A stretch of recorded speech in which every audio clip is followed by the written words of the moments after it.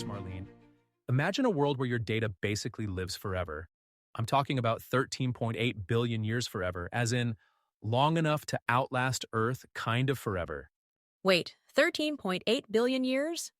That's, well, longer than recorded human history by several magnitudes. Exactly. This tech, called 5D optical storage, is like something out of science fiction. They've even nicknamed it the Superman memory crystal. Which, come on, how cool is that? It does sound a bit fantastical, but the implications are staggering, honestly. I mean, a material that lets you preserve information essentially for the same amount of time as the universe has existed. That feels, dare I say, almost mythical. Right? It's like we're stepping into a role humanity has always dreamed about, being the ultimate keepers of knowledge, like those legendary civilizations we keep talking about. Honestly, it kind of reminds me of Mu. Ah, of course. A civilization steeped in knowledge and secrets, thought to have vanished without a trace. Do you think if Mu had access to something like this, its wisdom could have survived intact? Totally. Just imagine if the teachings of their philosophers or the maps to their temples, Their documented history, their science. and everything, could all be encoded and preserved like Superman memory crystals. But it's not just about preserving facts, is it? There's also, what would these ancient peoples choose to leave behind about themselves? And for us, what do we, as this generation of humanity, deem important enough to last across eternity? That's the million-dollar question. I mean, do you save cultural records like music and stories, or is it more about history and science? What gets immortalized? And who decides that, right? It's a bit overwhelming to think about. You're essentially curating humanity's legacy, but on a scale that no one's ever dealt with before. Yeah, it's pretty heavy. But I gotta say, I love the idea of stepping into this cosmic librarian role. You know, the keeper of everything we've ever achieved. And yet, even as we glimpse the future, it starts to blur with the past.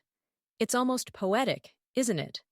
The endless pursuit of knowledge, woven through every thread of human history. Absolutely. It's like we're building Mu's library just with a little more laser and nanotechnology. Hopefully no Atlantis-style mass catastrophes to wipe us out this time, huh? You know, Marlene, as I think more about building our own version of Mu's library, it's astounding to realize just how indestructible this Superman memory crystal actually is. I mean, we're talking toughness beyond belief. Surviving over 1,000 degrees Celsius and shrugging off radiation like it's nothing. That's incredible. I mean, most of our modern data storage methods can barely handle, what? A high humidity day without degrading over time. Exactly, and get this. Each little disk can hold up to 360 terabytes. That's terabytes with a T, as in more data than most people could even comprehend. Imagine stacking your entire movie collection, music library, every single photo you've ever taken, and still having room left over for your grocery list. It's almost unfathomable, honestly. That kind of capacity puts it leagues above anything else we have. Hard drives, SSDs, even cloud storage. It's not even a contest. And it's not all raw capacity either. I mean, part of what makes this tech so mind-blowing is the promise of building, call it memory arcs. These things could store the essence of entire civilizations. Imagine encoding an entire culture, every piece of knowledge, music, art, even their science, into one indestructible crystal. There's a poetic sense to that, isn't there? We humans have always tried to leave something behind. Cave paintings, clay tablets, stone carvings, all of it, an effort to speak across time. And now, we're talking about preserving our history for billions of years. It's like a cosmic time capsule. Right. But like times a billion. We're not just carving into rock anymore, we're encoding the universe's memory. And the durability of these disks? Perfect for storing the really critical stuff, like the genetic blueprints for, I don't know, rebuilding a rainforest or figuring out how to purify water in an emergency. Or cultural relics, right? Like the Rosetta Stone, but digital. It makes me wonder, if this technology had existed back in the days of lost civilizations like Mu or Atlantis, would we maybe know more about them today? Could their stories have survived intact? Oh, no doubt.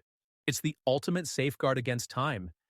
Even those catastrophic what-if scenarios, don't pose much of a threat here. They're saying these crystals could last until, well, basically when the universe turns off the lights. That's where the idea of responsibility comes into play, though, doesn't it? This isn't just about building a backup. This is legacy work. What do we value enough to preserve for eons? What defines the human story? Yeah, and that's the catch, right? What do you lock in for the long haul? A snapshot of today? A message for tomorrow? I guess that's what we gotta figure out. You know, Marlene, what keeps nagging me is the sheer weight of the responsibility here. Deciding what defines humanity for billions of years. How do we even begin to figure out what gets preserved? And maybe even more importantly, who gets to decide? It's the ultimate question, isn't it? And it's not the first time humanity's faced this dilemma. Think back to ancient civilizations, Sumerians, Egyptians. They made choices about what to record, what to prioritize, and those decisions shaped how we understand them today. Right, but this feel, I don't know, bigger. I mean, their choices lasted a few thousand years. This? This is billions. It's like playing with cultural immortality. Exactly. And that scope raises other questions, doesn't it? What kind of legacy do we even want to leave? Are we documenting our achievements or our mistakes?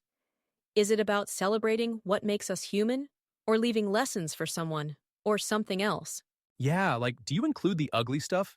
The wars, the disasters, the things we kind of wish we could forget? Or do you only archive the greatest hits, like the highlights reel of human history? It's a fine line. On one hand, erasing mistakes runs the risk of repeating them, but focusing solely on our flaws paints an incomplete picture of who we are. It has to be balanced, doesn't it? Totally. But then there's the whole issue of who actually makes the cut. Is it governments, scientists, some committee of experts? I mean, what if their priorities don't align with, ours? Or worse, what if they're aligned too narrowly? Imagine if only the voices of the powerful were preserved, while the everyday stories, The underdogs, the poets, the rebels? those voices could be lost forever. And doesn't that leave a skewed view of humanity for anyone, or anything, that comes across this data millions of years from now? Yeah, exactly. I mean, if we're creating the ultimate time capsule, it has to be honest, right? The good, the bad, the ugly, and everything in between. Otherwise, what's the point? And honesty takes courage. It's not easy to decide what's worth remembering on that kind of scale. But maybe humanity's story isn't about being perfect. It's about being real, authentic, flawed, but still growing. I like that. It feels, I don't know, truthful. Like, if Mu or Atlantis had this chance, imagine what they would have left behind. Maybe it's not just their temples or technologies, but their stories, their struggles, what they lived for. And their lessons. Maybe that's what matters most. Not just documenting what we've done, but leaving a guide of sorts, a way to reflect, to grow, for anyone who finds it, no matter how far into the future. Yeah, it's like passing the torch through time. Cosmic librarians leaving behind humanity's ultimate library, not just to remember us, but to inspire whoever comes next. Exactly. And maybe, in a way, that's what keeps us connected. To each other, to our history, to everything that matters. Even if billions of years separate us from the past or the future, it's all part of the same story. Whoa, okay. That just gave me chills. But I think that's the perfect note to end on. This idea of connection, of legacy. I mean, what else could matter more, right? Right. And on that note, we'll leave it there for today. Thanks for listening and for going on this exploration with us. Yeah, we'll see you next time, folks, back here on the Moo the Motherland podcast. Until then, stay curious.